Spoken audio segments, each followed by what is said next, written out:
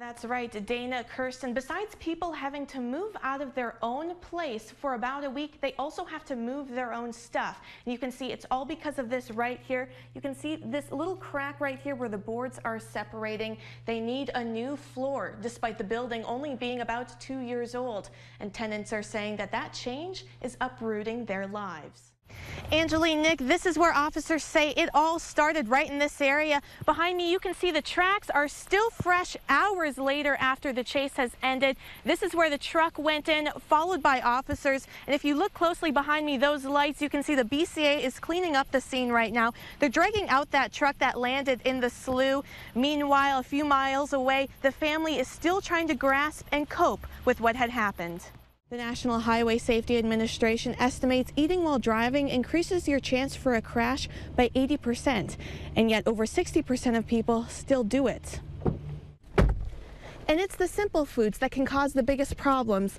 Things like tacos, powdered donuts, even things like water can land you in the ditch. This igloo took about 12 hours to make. It's made from 200 blocks, but it was easy because it was done with family. Wow, what's going on, you know? That's the question many in West Fargo woke up asking as they watched a plume of black smoke rise into the sky this morning. I woke up about like 8 o'clock this morning and I looked out the window. It was like thick black clouds outside the window. Flames blazed through the air at Magellan facility near Main Avenue. A piping connection near a tank caught on fire, burning 1,200 barrels of diesel fuel. For 7 hours, crews from West Fargo, Hector Airport, BNSF, and the National Guard surrounded the tank farm, trying to stomp out the fire. Meanwhile, the smoke drifted further into West Fargo. The biggest concern of the fire was neighborhoods like this nearby, just a couple of blocks away. Families worried about what the smoke will do to them. I live in this trailer court, and there's many people that live in Brookwood here, and if the wind changes direction and comes straight north, they'll probably have to evacuate Brookwood. My girlfriend's here. She's pregnant right now, so we don't want her messing up with the baby or anything. So. It took 35 personnel, about 400,000 gallons of water, and 500 gallons of foam before it was put out. West Fargo police say the team effort is what stopped the fire from getting worse. One agency can handle a situation like this. It takes help, and it just goes to show how well all the first responders in this area work together, and it's something that we're very proud of. The fire was put out after 7 hours of burning, leaving hazmat crews with the aftermath of cleanup. Bailey Vertin, WDAY 6 News. That's right, Dana, Kirsten. Besides people having to move out of their own place for about a week, they also have to move their own stuff. And you can see it's all because of this right here. You can see this little crack right here where the boards are separating. They need a new floor, despite the building only being about 2 years old. And tenants are saying that that change is uprooting their lives. They're going to keep telling us what to do, and this is the way it's going to be done. Nobody's going to be happy. Bonnie Sims lives in Building 3 at North Sky Apartments. She got the letter the same time everyone else did, about 2 weeks ago. It says the remodel will begin in January, but they're urging the people to start packing up all their belongings as soon as possible.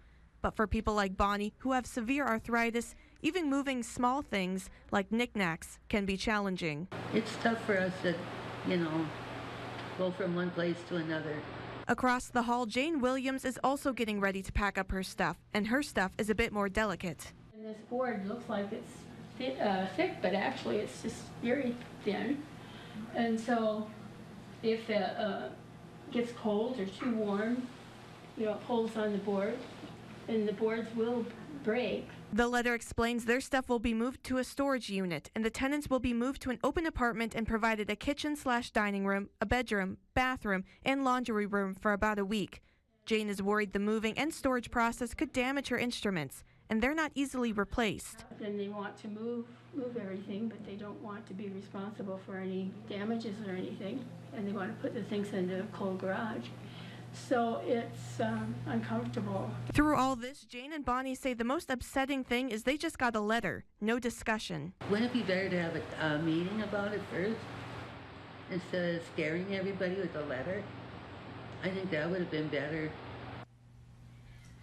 We called Goldmark to find out who is responsible for this faulty flooring, but we haven't heard back. There was an apology attached to the letter saying, "We apologize for any inconvenience this may cause and appreciate your cooperation during this project." Reporting live, Bailey Vertin, WDAY News. A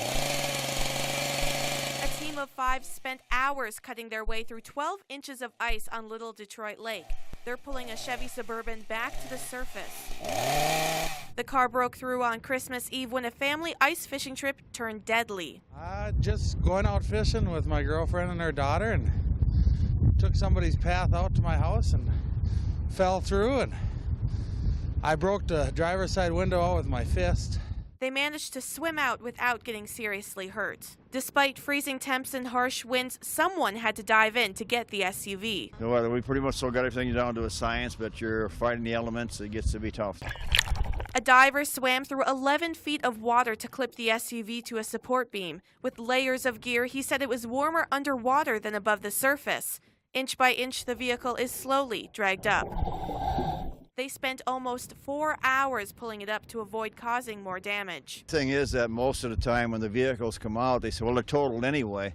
Yeah, they might be totaled, but if they're all busted up and there's no metal left on it, they're not even worth anything to the salvage company, so the insurance companies don't get as much money out of them. For the Tri-State diving team, this is a normal sight. They say they fish out about 20 vehicles every year.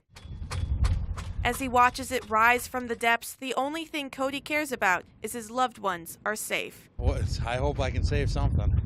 At least we're all still here. In Detroit Lakes, Bailey Vertin, WDAY 6 News.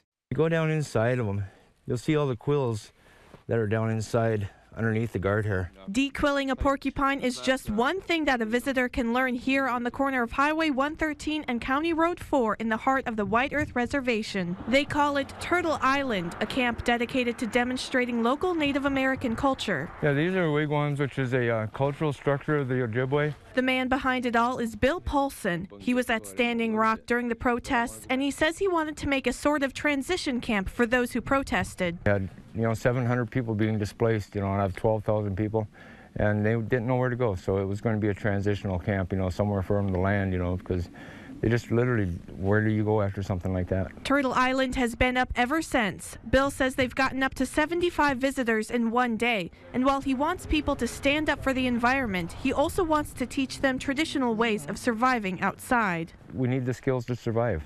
How do we get beyond mac and cheese out of a box? We harvest porcupine off the road that are killed for the quills.